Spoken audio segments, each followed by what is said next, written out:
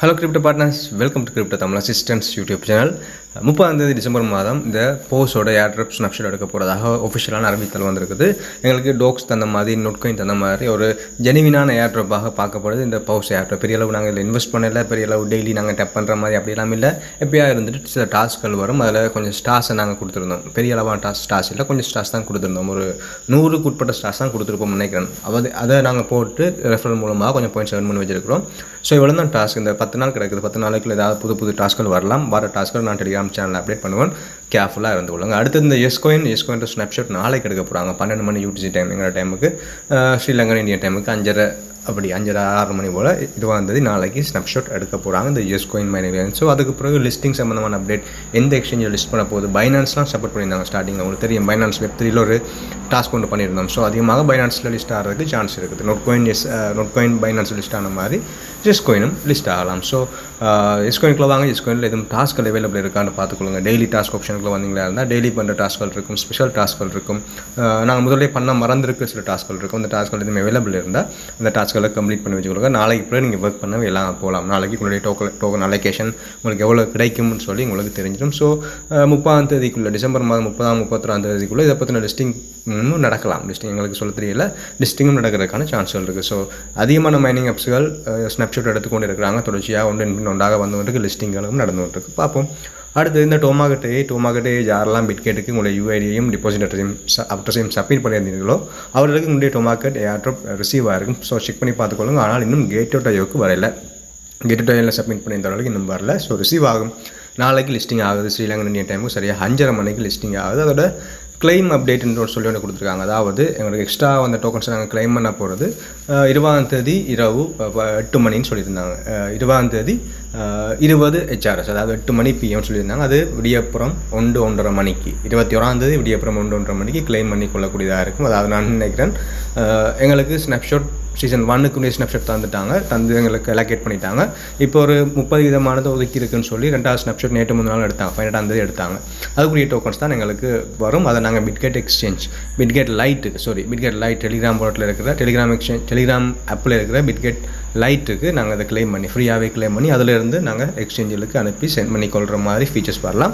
அதை சென்ட் பண்ணுறது எங்களுக்கு ஆப்டஸ் டோக்கன் எங்களுக்கு தேவைப்படும். ஸோ ஆப்டஸ் டோக்கன் அதில் டெபாசிட் பண்ணி வச்சுக்கொள்ளுங்க. டோமா pre deposit on Bitget successfully completed, அது முடிஞ்சிட்டு.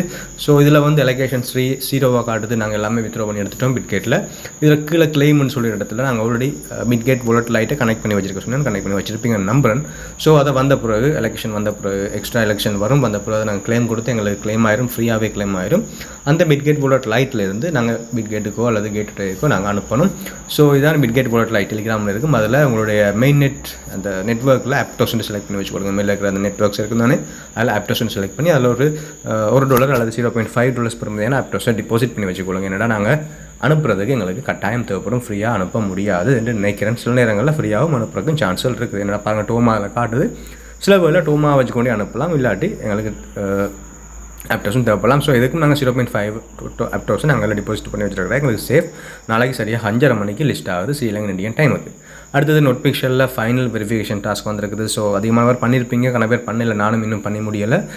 அதில் வந்து இது டேஷ்போர்டில் வந்து ஏர்ட்ராப் ஆப்ஷன் இருக்குது. அந்த ஏர்ட்ராப் ஆப்ஷனை கிளிக் பண்ணி வந்தீங்கன்னா 3வது டாஸ்க் பாருங்கள், டோன் கேப்சாண்டு. அதில் இருக்கிறத கிளிக் பண்ணுங்கள்.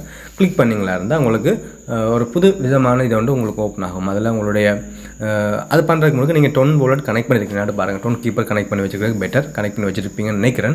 ஸோ கீழே டோன் கேப்சா இருக்குது. தனிட்டு அந்த டோன் கேப்சா கொடுத்தீங்கன்னா உங்களுக்கு எப்படி ஒரு இன்டர்ஃபேஸ் ஓப்பன் ஆகும். அதில் ரிக்வெஸ்ட் கோடை கொடுங்க.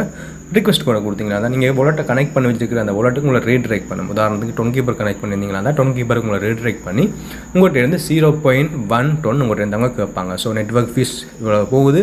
ஸோ 0.1 டோன் ஆல்ரெடி டிபாசிட் பண்ணி வச்சுக்கொள்ளுங்க. ஒரு $2 பெர் மதியான டோனை டிபாசிட் பண்ணி வச்சுக்கொள்ளுங்க. அது பிறகு உங்கள்கிட்ட இருந்த அந்த ட்ரான்சாக்ஷன் நம்ம எடுத்து நீங்கள் வெரிஃபிகேஷன்லாம் முடிச்சிடுவீங்க. முடிச்ச பிறகு இதில் வந்து பார்த்தீங்கன்னா நோட்பிக்ஷன்லையும் அது ரிசீவ் ஆகிட்டுன்னு சொல்லி நோட்பிக்ஷனில் காட்டாது, டோன் கீப்பரில் காட்டும். டோன் கீப்பரில் நீங்கள் பண்ணிய ட்ரான்சாக்ஷனுக்கான டன்னு சொல்லி காட்டும். நீங்கள் 0.1 டோன்னு உங்களுக்கு நீங்கள் சென்ட் பண்ணிட்டீங்கன்னு காட்டும். அதுக்குள்ள ரிக்வெஸ்ட் கோடுக்குள்ள பாருங்கள், என்டர் யுவர் கோடுன்னு சொல்லி ஒரு விஷயம் வந்திருக்கு. இதான் விஷயம் கணவருக்கு வரையில, எனக்கும் வரையில. ஸோ நீங்கள் அதை எங்கே எடுக்கிறேன்னு சொன்னால் அதில் டோன் கீப்பரில் ஹிஸ்ட்ரி ஆப்ஷனில் வாங்க. ஹிஸ்ட்ரி ஆப்ஷனில் வந்து பார்த்தீங்கன்னா அந்த சென்ட்டுக்குள்ள ரிசீவ்டுன்னு சொல்லி ஒன்று வந்திருக்கும். அந்த ரிசீவ்டுக்குள்ள சென்ட்டில் ரிசீவ் 2க்குள்ள ஏதாவது 1க்குள்ள வந்திருக்கும். 0.05 டோன் அவங்க உங்களுக்கு தந்திருப்பாங்க. ரைட், தாரதோட 0.05 நீங்கள் இது சென்ட் பண்ணது உங்களுக்கு அவங்க ரிசீவ் பண்ணியிருப்பாங்க, க்ரீன் கலரில் காட்டும். அதில் 0.05 இருக்குள்ள ஒரு கோடு ஒன்று இருக்கும், என்கிரிப்டட் கோடுன்னு சொல்லி சம்திங் இருக்கும். நீங்கள் அந்த கோடை போய் கிளிக் பண்ண வேண்டியிருக்கும். அது எனக்கு வரல, நான் வேறு ஒரு ஸ்க்ரீன்ஷாட் வந்து உங்களுக்கு நான் ஷோ பண்ணுறேன், அது எப்படி உங்களுக்கு காட்டும், எப்படி நீங்கள் அதை ஐடென்டிஃபை பண்ணிக்கலாம்னு சொல்லி. இந்த ஹிஸ்ட்ரி ஆப்ஷனுக்குள்ளே வரணும், இதில் சென்டு கீழே இருக்கும், அது அதில் என்கிரிப்டட் சம்திங் இருக்கும். அந்த கோட் அதில் உங்களுக்கு ஓப்பன் ஆகாது, என்கிரிப்டட் கோட் சம்திங் இருக்கும் 0.05 சேர்ந்து உங்களுக்கு காட்டுற அடுத்த ஸ்க்ரீன்ஷாட்டில் இப்படி தான் இருக்கும். என்கிரிப்டட் கொமெண்ட் கிளிக் பண்ணிங்களா அந்த இந்த என்கிரிப்டட் கொமெண்ட் ஓப்பன் ஆகி உங்களுக்கு இப்படி ஒரு ஆப்ஷனுக்கு வரும். அதை டீக்ரிப்ட் பண்ண சொல்லி கேட்கும். அந்த என்கிரிப்டட்டை உங்களுக்கு டீக்ரிப்ட் பண்ண சொல்லி கேட்கும். டீக்ரிப்ட் கமெண்ட் கொடுத்துக்கொள்ளுங்க. டீக்ரிப்ட் கமெண்ட் கொடுத்தீங்களா இருந்தால் உங்களுக்கு இப்படி ஒரு இது ஓப்பன் ஆகும். அதில் கோடுன்னு சொல்கிற இடத்துல ஒரு கோடு ஒன்று உங்களுக்கு ஷோ ஆகும். அந்த கோட் தான் எங்களுக்கு தேவையான கோட். ஸோ அந்த கோடை நீங்கள் காப்பி பண்ணலாம், இல்லாட்டி டைப் பண்ணலாம்னு நினைக்கிறேன். காப்பி பண்ணி அல்லது டைப் பண்ணி இந்த இடத்துல என்டர் யுவர் கோடுன்னு சொல்கிற இடத்துல பேஸ்ட் பண்ணி போட்டு அல்லது டைப் பண்ணி மெனுவலாக டைப் பண்ணி போட்டு செக் கொடுத்தீங்களா தான் உங்களுடைய ப்ரோசஸ் கம்ப்ளீட் ஆயிரும். ஸோ எல்லாருமே இந்த ப்ரோசஸ் கட்டாயம் பண்ண வேண்டியது. நாளைக்கு மைனிங் எண்ட் ஆகுது, அதோட நாளைக்கு இடையிலேயே நீங்கள் இதை பண்ணி முடிச்சுடுங்க. இன்றைக்கு கணவருக்கு ஒர்க் ஆகலை, நானும் ரிக்வெஸ்ட் கொடுத்து 1 hour ஆகுது, இன்னும் எனக்கு ரிசீவ் ஆகலை. ஸோ கொஞ்சம் நேரம் லோட் ஆகிக்கின்றது, அதுக்கப்புறம் ஸ்டாப் ஆகிருந்தது, சில நேரம் அது வரவே இல்லை, அந்த ஆப்ஷன் வரவே இல்லை. ஸோ வேர்ல்டு வைடாக எல்லாருமே ட்ரை பண்ணி கொண்டிருப்பாங்க, அதனால் கொஞ்சம் ஸ்லோவாக இருக்கும். ஸோ நாளைக்கும் வருதான்னு பார்த்து செக் பண்ணிக்கொள்ளுங்க. 20ஆம் தேதிக்கு பிறகு நீங்கள் 22ஆம் தேதி 22ஆம் தேதி நாங்கள் ட்ரை பண்ணுவோம்னு வச்சிங்கன்னா நீங்கள் எலிஜிபிள் இல்லாமல் போயிடுவீங்க. ஸோ நீங்கள் 1 லட்சம் பாயிண்ட்ஸ் கட்டாயம் வச்சுருக்கணும், அதோட டோன் கனெக்ட் பண்ணியிருக்கணும், இந்த ட்ரான்சாக்ஷன் பண்ணியிருக்கணும். யாரெல்லாம் 1 லட்சம் பாயிண்ட்ஸை விட குறைய பாயிண்ட்ஸ் வச்சுருக்கிறீங்களோ நீங்கள் இதை பண்ணி வேஸ்ட். ஸோ பண்ண வேணாம், இந்த ட்ரான்சாக்ஷன்லாம் பண்ண வேணாம். அதை விட கூட வச்சுருக்கிறவர்கள் பண்ணுங்கள். என்ன டைம் ஒரு 2 லட்சம் பாயிண்ட்ஸ் தான் இருக்குது, 2 லட்சத்தையும் விட குறைவான பாயிண்ட்ஸ் தான் இருக்குது. ஸோ வார நேரம் பண்ணிக்கொள்ளுவோம். இதோட இந்த வீடியோ முடிச்சுக்கொள்கிறேன். Keep supporting. Okay, thank you.